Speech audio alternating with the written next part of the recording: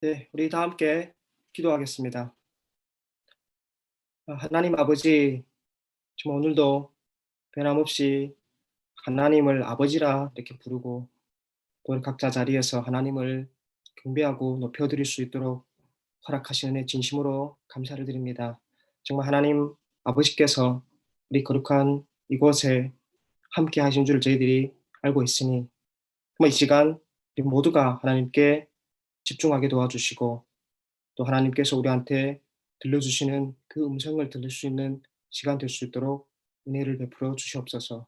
하나님의 말씀을 통하여 다시 한번 어떻게 사는 것이 하나님 아버지의 뜻대로 사는 것인지를 고민하는 시간 되게 도와주시고, 구체적으로는 우리가 하나님께 부름받은 그 예수 그리스도의 군인으로서 살아갈 수 있는 그 믿음이 더욱 견고하게 되는 시간 될 수 있도록 은혜를 베풀어 주시옵소서. 시간 진리의 성령님께서 우리 가운데서 역사하시기를 원합니다.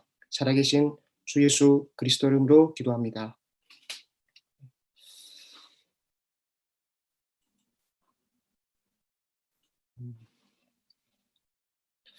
그 그리스도인의 삶은 전투입니다.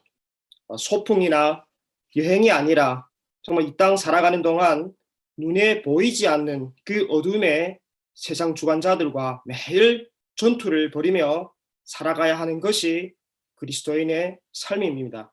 왜냐하면 오늘날도 이 어둠의 세상 주관자들은 그리스도인을 유혹하고 공격하여 신앙에서 넘어뜨리려고 하고 있기 때문입니다. 그래서 우리 하나님은 모든 그리스도인을 예수 그리스도의 군인으로 부르셨습니다. 목사든 평신도든 그리고 오래된 신자든 아니면 금방 예수님을 믿은 새 신자든 상관없이 하나님과의 그 관계를 회복한 모든 그리스도인은 영적 전투를 치러야 할 예수 그리스도의 군인으로 부르심을 받았다는 사실입니다. 그렇기 때문에 이 그리스도인의 군인이라는 이런 정체성의 시각에서 이렇게 본다면 모든 그리스도인은 딱 두 종류로 이렇게 나눌 수가 있습니다. 그리스도의 군인이냐 아니냐가 아니라 준비된 그리스도의 군인과 준비되지 않은 그리스도의 군인입니다. 왜 그럴까요? 그것은 이 전투에서의 승패가 이 군인의 전투 준비 상태에 대부분 달려있기 때문입니다.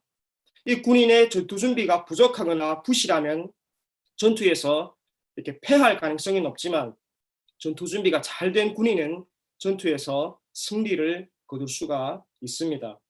이 그리스도인의 군인은 우리의 오늘날 영적 전투도 다를 바가 없습니다. 준비가 잘 된 그리스도인은 그 전투에서 항상 이겨서 승리하는 삶을 살지만 반면에 준비를 제대로 하지 않은 그리스도인은 항상 실패하고 힘들게 살아가고 있습니다. 그래서 하나님께서는 우리에게 하나님께서 예비하신 하나님의 전신갑주를 입으라고 말씀하고 있다는 것입니다. 그것이 지난번에 살펴봤던 에베소서 6장 11절 말씀입니다. 마귀의 괴계를 능히 대적하기 위하여 뭐라고요? 하나님의 전신갑주를 입어라. 그래서 지난번 설교 말씀에서 우리는 영적 전투에서 승리하기 위하여 지금은 영적 전투 중이라는 사실을 알고 있어야 할 뿐만 아니라 더욱 중요한 것은 뭐라고요? 하나님의 그 은혜의 능력으로, 즉 하나님의 전신갑주를 입고 전투에 임해야 한다는 그런 이렇게 교훈을 이렇게 개요 차원에서 함께 살펴보았습니다. 그렇다면 오늘부터는 우리가 이 영적 전투에서 승리하기 위하여 어찌 보면 필수 사항이라고 할 수 있는 하나님의 이 전신갑주에 대해서 하나씩 살펴보도록 하겠습니다. 그 에베소서 6장을 이렇게 보시면 하나님의 전신갑주를 총 6개로 이렇게 나누어서 설명합니다. 진리의 허리띠, 의의 호심경, 복음의 신, 그리고 믿음의 방패, 구원의 투구, 그리고 마지막으로 성령의 검입니다. 솔직히 이렇게 하나님의 전신갑주를 제가 총 6번에 나눠서 살펴보기로 결정하기 전에 고민을 정말 많이 했습니다. 하나는 이 에베소서 설교를 너무 오래 하는 게 아닌가라는 생각 때문입니다. 제가 보니까 제가 2018년도부터 예배소서 설교를 시작해서 올해까지 4년째 지금 예배소서를 하고 있습니다. 그래서 원래 계획은 예배소서는 올해 말까지 마치고 내년에는 또 제가 설교를 한다면 다른 내용으로 이렇게 준비하려고 했습니다. 그런데 이 하나님의 전신갑주를 만약 6번에서 나눠 한다면 적어도 아직도 한 6번 내지 7번은 더 해야 하기 때문에 내년까지도 예배소서를 이렇게 살펴보아야 합니다. 그래서 하나는 이게 너무 오래 하는 게 아닌가라는 고민이 있었고요. 또 다른 하나는요. 이 하나님의 전신갑주를 이렇게 하나씩 살펴보려고 생각하니 솔직히 자신이 없었어요. 전에는 뭐 그냥 하나님의 전신갑주가 6가지이고 전체적으로 어떤 역할을 하는지 정도만 알고 있었지 이걸 세부적으로 하나씩 살펴본 적도 없었고 더욱이 이걸 가지고 하나씩 설교를 한다고 생각하니 더 부담이 이렇게 되어서 할지 말지 정말 많이 고민을 했습니다. 그러던 와중에 제가 마음속에 이런 생각이 들었어요. 우리가 그리스도인으로서 전투에서 승리해야 하는 것보다 더 중요한 부분이 있을까? 이런 생각이 들면서 제가 갑자기 결정을 해버렸습니다. 이건 반드시 해야 된다. 좀 더 과장하면 이게 우리의 사활이 걸린 문제 아닙니까? 그리고 더 중요한 것은 지금까지 우리가 배운 이 에베소서의 결말을 적용을 다름이 아니라 하나님의 전신갑주를 입고 그리스도의 강한 군인으로 무장되어서 어느 날 같이 이렇게 혼미하고 유혹과 공격이 많은 세상과의 전투에서 승리하는 것만큼 더 의미가 있는 것이 있을까라는 생각 때문입니다. 그러면서 결정하고 나니 마음의 기대와 확신이 생겼습니다. 이거 저뿐만 아니라 여러분 모두가 이 에베소서의 어찌 보면 클라이막스라고 할 수 있는 이 하나님의 전신갑주에 대해서 공부하고 또 묵상하고 더 나아가서 삶 속에서 실천해 나갈 때 더욱 강한 그리스도의 군인으로 무장되고 성장할 수 있도록 하나님께서 은혜를 저는 베푸실 것을 기대하고 확신합니다. 그럼 하나님의 전신갑주는 오늘날 이 전투를 치르는 우리를 구체적으로 어떻게 견고하게 할까요? 이런 전체적인 맥락에서 오늘은 첫 번째로 언급되는 하나님의 전신갑주인 진리의 허리띠에 대해서 살펴보도록 하겠습니다. 오늘 본문 에베소서 6장 14절입니다. 제가 다시 한번 읽어드리겠습니다. 그런즉 서서 진리로 너희 허리띠를 띠고 의의 호심경을 붙이고. 지금 보면 사도 바울이 에베소서에서 하나님의 전신갑주를 언급할 때는 당시 그 로마 군인들의 전투 장비들을 떠올리면서 설명을 했을 것입니다. 당시 로마 군병들이 착용했던 이 허리띠는 군인들이 전투할 때 그런 입는 갑옷과 그 아래에 있는 다른 옷가지가 흩어지지 않도록 잡아주는 그런 역할을 이렇게 했습니다. 이게 지금 우리가 사용하고 있는 일반 허리띠와는 조금 이렇게 모양이 많이 다릅니다. 제가 자료에 나와 있는 사진을 이렇게 쭉 보니까 우리가 하고 있는 일반 허리띠보다는 많이 이렇게 넓고 크고 지금 수건과 비슷한 그런 모양의 띠예요. 당시 사람들은 이렇게 길고 헐렁한 옷을 입었기 때문에 싸울 때 이 옷이 거리지 않으려면 반드시 이 허리띠를 착용해야 한다고 합니다. 그런데 여기서 중요한 것은 성경은 이 하나님의 전신갑주를 다루면서 가장 먼저 뭡니까? 갑옷이나 기타 장비들을 이렇게 묶어주는 뭡니까? 허리띠를 언급하고 있다는 사실이에요. 왜 그랬을까요? 그것은 이 허리띠를 띠는 것이 당시 로마 군인들에게 있어서는 전투 준비에서 가장 기본적이고 가장 우선적이고 또 가장 핵심적인 부분이었기 때문입니다. 즉 이 허리띠는요. 모든 군인이 전투력을 제대로 발휘하기 위한 기본입니다. 그러면서 사도 바울은 이 로마 군인들이 전투에 임하기 위하여 가장 먼저 허리띠를 띠는 것처럼 우리 그리스도인들은 영적 전투를 잘 치르기 위해서는 가장 먼저 진리로 허리띠를 띠라고 말씀하고 있습니다. 그럼 이 진리의 허리띠는 우리 그리스도인들을 전투에서 어떻게 견고하게 할까요? 오늘은 이런 시각에서 본문 말씀을 통해서 중요한 교훈 두 가지를 이렇게 말씀을 드리도록 하겠습니다. 첫째로 이 진리의 허리띠는 그리스도인으로 하여금 진리의 말씀으로 세상의 거짓과 맞서도록 한다는 것입니다. 진리의 말씀으로 세상의 거짓과 맞서도록 합니다. 사도 바울은 그리스도인들이 다름이 아니라 우선 진리로 허리띠를 띠라고 말씀하고 있습니다. 그럼 이런 질문이 생기지 않습니까? 왜 반드시 진리여야 할까? 뭐 다른 것도 많지 않습니까? 왜 반드시 진리여야 할까요? 그것은 우리의 영적 전투의 대상인 마귀가 거짓말쟁이이기 때문입니다. 그래서 요한복음 8장 44절은 이렇게 말합니다. 너희는 너희 아비 마귀에서 났으니 너희 아비는 욕심대로 너희도 행하고자 하느니라. 그는 처음부터 살인한 자요 진리가 그 속에 없으므로 진리에 서지 못하고 거짓을 말할 때마다 제 것으로 말하나니 이는 그가 거짓말쟁이요 거짓의 아비가 되었습니다. 뭐랍니까? 우리의 영적 전투 대상인 마귀는 뭐라고요? 거짓말쟁이고 거짓의 아비입니다. 이 거짓의 아비인 마귀는 하나님의 존재를 의심하기도 하지만 더 많은 경우에는 그리스도인들의 그 죄된 본성을 이용하고 하나님의 말씀을 왜곡함으로 결국에는 우리가 하나님 앞에서 범죄케 하고 하나님의 그 풍성한 은혜를 누리지 못하게 한다는 것입니다. 그 성경을 보면 최초의 그 아담과 하와를 범죄케 한 사탄의 유혹이 바로 그런 것이었습니다. 창세기 3장을 보면 하나님께서는 뭐랍니까? 분명 아담과 하와에게 그 동산나무의 실과는 먹지 말라고 하셨고 또 먹는 날에는 죽는다고 이렇게 말씀을 하셨지만 뱀은 여자에게 뭐랍니까? 너희가 먹어도 죽지 않을 뿐더러 눈이 밝아져서 하나님과 같이 될 거라고 이렇게 합니다. 뱀은 하와로 하여금 하나님의 존재를 의심한 것이 아니라 하나님의 말씀을 의심하게 만들었습니다. 하나님의 말씀에 담긴 그 선한 목적을 불신하도록 하였습니다. 이것이 마귀의 거짓입니다. 저는 오늘날도 마찬가지라고 생각을 합니다. 이 마귀가 거짓말쟁이고 거짓의 아비라고 해서 절대로 우리에게 하나님은 살아계시지 않는다고 그런 거짓말 안 합니다. 아니 못합니다. 왜 그럴까요?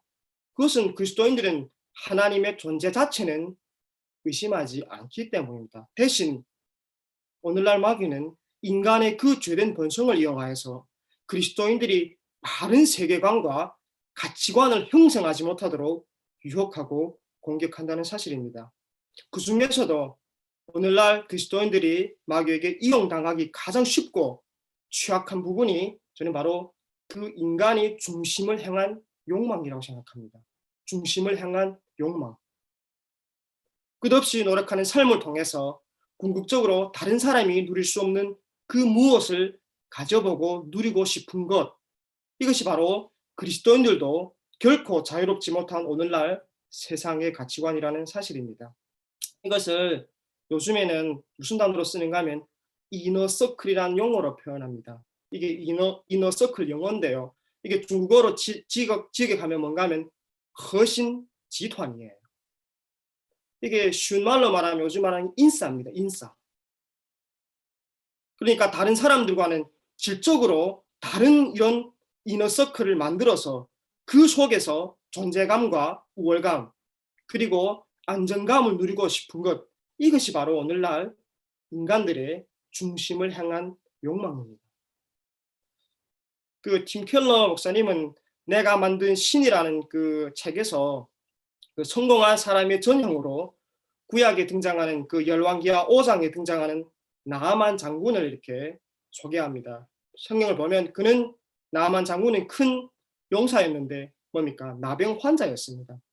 그리고 그 자신의 병을 고칠 수 있다는 그 여종의 말을 듣고 많은 돈과 그 아람 왕의 추천사를 써서 이스라엘 왕에게 뭐합니까? 찾아와서 병을 이렇게 고쳐달라는 그런 이렇게 이야기가 나옵니다. 저자는 책에서 이것이 성공한 사람들이 가지는 자신들만의 문화, 자신들만의 일처리 방식이라고 이렇게 말합니다. 많은 돈을 주고 큰 권력의 추천을 받아서 이스라엘 왕에게 부탁하면 문제가 해결될 줄로 알았습니다. 나아만이 생각하는 하나님과 이스라엘은 자신들의 그 소위 이너서클 안에서 행하던 방식대로 할 수 있는, 길들일 수 있는 하나님이었습니다. 그러나 하나님은 길들여지지 않는, 어찌 보면 야성의 하나님이십니다. 인간의 생각 안에서 일하시는 분이 아니라 그 인간의 생각 자체를 부수고 새로운 생각을 심어주시는 분이십니다. 그 열왕기하를 계속 보면, 그래서 엘리사는 그 나아만을 이렇게 오라고 합니다. 왕궁으로 직접 찾아가서 모셔오는 것도 아니고 나아만에게 오라고 이렇게 지시를 해요. 그리고 나아만이 그 집 앞에 왔을 때도 엘리사는 얼굴도 보이지 않았고 종을 내보내서 요단강에 뭐랍니까? 7번 몸을 씻을 것을 요구합니다. 이것은 나아만의 방식이 아니었습니다. 성공한 사람들이 가지는 거짓된 안정감, 권력이 자신이라고 생각했던 그 잘못된 정체성을 벗어버리고 능력과 돈이 자신의 힘이라고 생각한 모든 잘못을 벗겨버리는 일종의 명령이었습니다. 그래서 결국 나아만은 뭡니까? 분노합니다. 자신의 그 지위와 가치에 걸맞게 대우를 받지 못했기 때문이었을 겁니다. 이것이 저는 세상의 거짓이라고 생각합니다. 세상은 이런 거짓된 안정감과 거짓된 안정감으로 둘러싸여 있는 사람들 속에 소속되는 것을 통해서 더욱 그 안정감을 강화하려고 하는 경향이 있습니다. 왜냐하면 삶은 불안하고 인생의 방향성을 알지 못했기 때문입니다. 혹시 우리도 마음속 깊은 곳에서는 제가 위에서 말씀드린 이 이너서클을 갈망하고 추구하고 있지는 않습니까? 그럼 내가 지금 이너서클을 추구하고 있는지 갈망하고 있는지 어떻게 알 수 있을까요? 바로 뭡니까? 진리의 말씀입니다. 우리 스스로는, 우리의 능력으로는 불가능합니다. 우리가 그만큼 연약한 존재의 동시에 이 거짓의 아비인 마귀가 세상을 통한 유혹은 또 그만큼 겸허하고 그럴듯하기 때문입니다. 예수님은 광야에서 마귀의 시험을 받으셨을 때 모두 기록된 하나님의 말씀으로 물리치시고 이기셨습니다. 누가복음 4장 5절부터 8절을 보시면 이런 내용이 나옵니다. 마귀가 또 예수를 이끌고 올라가서 순식간에 천하 만국을 보이며 가로되 이 모든 권세와 그 영광을 내가 네게 주리라. 이것은 내게 넘겨준 것이므로 나의 원하는 자에게 주로라. 그러므로 네가 만일 내게 절하면 다 내 것이 되리라. 그러자 예수님께서 뭐랍니까? 8절을 보시면 예수께서 대답하여 가라사대 기록하기를 주 너의 하나님께 경배하고 다만 그를 섬기라 하였느니라. 이게 신명기에 나오는 얘기예요. 예수님께서 광야에서 마귀의 시험을 받으실 때 뭐로 물리치십니까? 진리의 말씀, 기록된 하나님의 말씀으로 직접 물리치십니다. 무엇을 말해주고 있을까요? 우리가 세상의 거짓과 맞서 이길 수 있는 유일한 무기는 뭐라고요? 진리 되신 하나님의 말씀입니다. 우리의 판단이나 분별력이 아닙니다. 우리의 자제력이나 능력이 아닙니다. 오직 진리 되신 하나님 말씀으로만이 우리는 세상의 거짓을 분별하고 맞서고 이길 수 있다는 사실입니다. 그럼에도 불구하고 어떤 그리스도인들은 이런 질문을 이렇게 종종 합니다.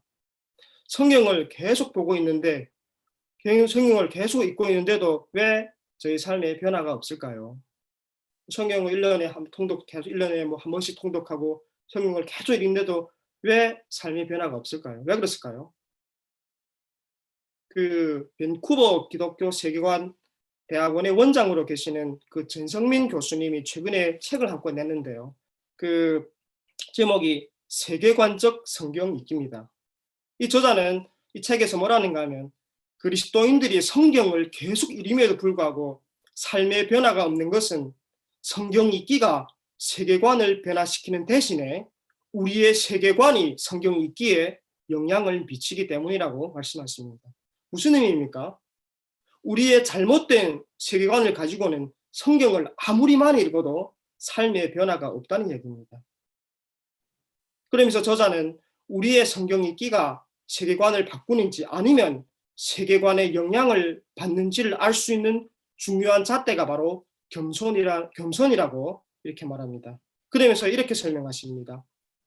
성경을 읽을수록 겸손해진다면 우리의 세계관은 바르게 바뀌고 있는 것이지만, 성경을 읽을수록 고집이 세진다면 그것은 우리가 이미 가지고 있던 생각과 세계관을 절대시하며 성경을 자기 확신 강화제로 읽는다는 뜻입니다. 이거 좀 두렵지 않습니까? 이 경우 성경은 우리에게 영향을 미치지 못합니다. 살아있는 말씀이 우리를 변화시키는 것이 아니라 우리 생각을 주장하기 위해 성경이 이용될 뿐입니다. 저와 여러분은 어떻습니까? 성경을 읽으면 읽을수록 겸손해집니까? 아니면 고집이 더 세집니까? 여러분, 성경을 읽으셔야 합니다. 하지만 동시에 정확하게 읽으셔야 합니다. 우리가 진리 대신 하나님의 말씀을 가까이 할 때야만이 우리는 세상의 거짓과 맞서 싸우고 이길 수가 있습니다. 그리고 바른 세계관을 가지고 성경을 읽으면요, 성경이 새롭게 보입니다. 그 나아만 장군의 이야기를 통해 성경은 우리한테 무엇을 말해주고 있을까요? 하나님의 은혜는 중심에서 아니라 변두리에서 시작되고 이어진다는 사실이에요. 나아만 장군에게 그 병 보이기를 전했던 이스라엘 여종을 통해 하나님의 은혜가 시작되었고요. 그 분노하는 나아만 장군을 공고하는 종들을 통해 하나님의 은혜는 결국 이어지게 되었다는 사실입니다. 하나님의 아들 예수님이 지상에 계실 때도 결코 우리가 추구하는 그 중심 자체가 아니었습니다. 그리고 우리가 생각하는 그 중심을 지향하시지도 않았습니다. 이너서클은 더더욱 아니었습니다. 이 나사렛이라는 보잘것없는 작은 지역의 출신, 소외자들과 병자들, 그리고 죄인들과 여인들, 이 부류의 사람들이 예수님의 주된 관심사였고요. 사역의 주요 대상들이었다는 사실입니다. 우리가 바른 세계관을 가지고 성경을 읽게 되면 이런 것이 보입니다. 그리고 이런 과정을 통해서 우리는 삶을 조정하고 변화시켜 나가게 됩니다. 과거에는 그 소위 이너서클 안에 들어가야만 성공하는 삶이고, 또 그 안에서 존재감과 안정감을 찾으려고 했다면 이제는 그 중심이 아니라 변두리에서 흐르고 있는 하나님의 은혜를 알게 되어서 그 거짓 안정감을 보장하는 이너서클이 아니라 하나님의 은혜가 있는 그곳에서 하나님만이 줄 수 있는 참된 안정감을 누리며 살아가는 삶, 이것이 진리 되신 하나님의 말씀의 능력이고 복음의 역사라는 사실을 꼭 명기하시기 바랍니다. 이렇게 우리가 진리의 허리띠를 들 때 우선 그 진리의 허리띠는 우리로 하여금 그 말씀으로 세상의 거짓과 맞서도록 한다는 것입니다. 그런가 하면 두 번째로 진리의 허리띠는요, 우리로 하여금 진실과 성실함으로 세상의 사람을 섬기도록 한다는 것입니다. 오늘 본문에서 이게 우리말로 진리라고 번역된 이 헬라 원어를 뜻을 찾아보니까 성실이라는 의미를 이렇게 가지기도 합니다. 그래서 에베소서 5장 9절에도 이렇게 말합니다. 빛의 열매는 모든 착함과 의로움과 진실함에 있느니라. 진리의 말씀은 우리로 하여금 이 세상의 거짓과 맞서게 하실 뿐만 아니라 우리로 하여금 세상 사람들을 향해서 진실과 성실함으로 행하도록 우리의 삶의 태도를 변화시켜 주신다는 사실입니다. 이게 얼핏 들으면 이게 세상의 거짓과 맞서는 것과 세상 사람들을 섬기는 것이 아무런 연관이 없는 것처럼 이렇게 들릴 수도 있지만 사실은 아주 밀접하게 연결되어 있습니다. 오늘날 사람들의 가장 대표적인 특징이 뭡니까? 저는 자기 중심적이라고 생각합니다. 그로 인해서 사람들은 부단히 자기 성취를 위해 뭡니까? 이 중심, 즉 그 이너서클 안으로 들어가려고 모든 시간과 정력과 재물을 투자합니다. 그러다 보면 우리 주변에 있는, 우리 공동체 안에 있는 어렵고 힘들고 도움이 필요한 소위 변두리에 있는 사람들이요, 우리 눈에 들어오지 않을 뿐만 아니라 들어온다고 해도 관심하고 도움을 줄 여유와 여력이 없다는 것입니다. 이것이요, 제가 실제로 경험해보고 드리는 말씀입니다. 진리인 하나님의 말씀으로 세상의 거짓과 싸워 이겨서 결국 하나님을 향한 그 사랑의 회복이라면 이것은 뭘까요? 하나님을 향한 사랑이 세상 이웃을 향한 사랑으로 이어지는 영역입니다. 자기 사랑에서 하나님 사랑과 이웃 사랑이라는 그 하나님 말씀의 실현이고 적용입니다. 그래서 팀켈러 목사님은 이런 얘기를 했습니다. 하나님과의 사랑의 질서가 회복되면 삶의 질서가 재조정된다. 뭐라고요? 하나님과의 그 사랑이 회복되면 우리의 삶의 질서가 재조정된다. 그리고 세상 사람들을 섬기는 태도가 뭐라고요? 바로 진실과 성실함입니다. 왜냐하면 하나님께서 가장 기뻐하시고 원하시는 삶의 모습이 바로 진실과 성실함이기 때문입니다. 그래서 열왕기상 15장 5절에서는 이렇게 말씀하십니다. 이는 다윗이 햇사람 우리아의 일 외에는 평생의 여호와 보시기에 정직히 행하고 자기에게 명하신 모든 일을 어기지 아니하였습니다. 뭐랍니까? 평생의 여호와 보시기에 정직히 행하다.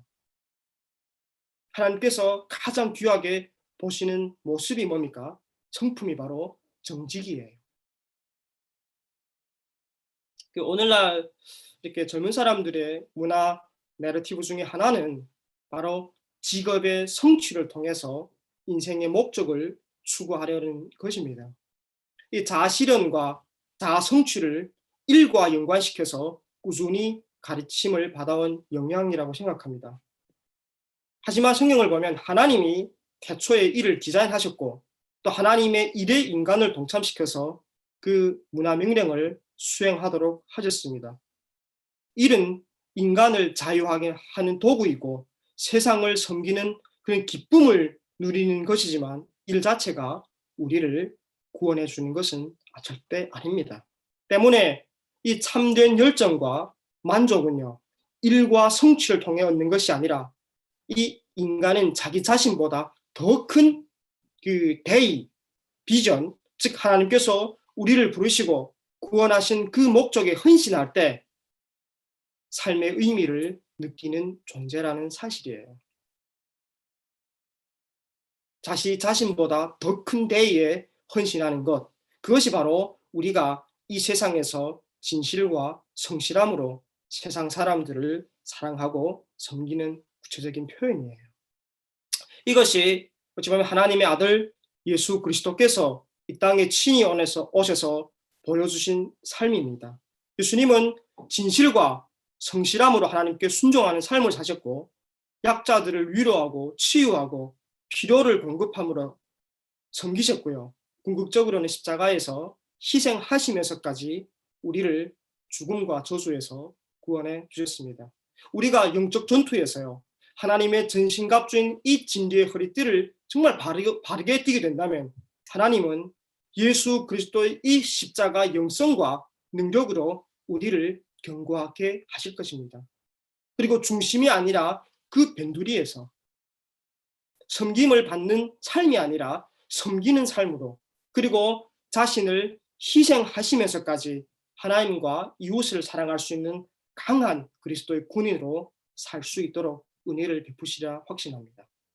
저는 오늘 결론을 한 유명한 학자의 책 내용으로, 짧은 내용으로 해쓰려고 합니다. 세계적인 구약학자 월터 브루그만이라는 분은 안식은 저항이라고 이렇게 말씀하셨습니다.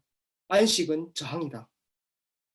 그러니까 우리가 생각하는 것처럼 안식이란 것이 뭐 시원한 맥주 한잔하면서 영화 한 편을 보면서 하는 그런 휴식이 아닙니다.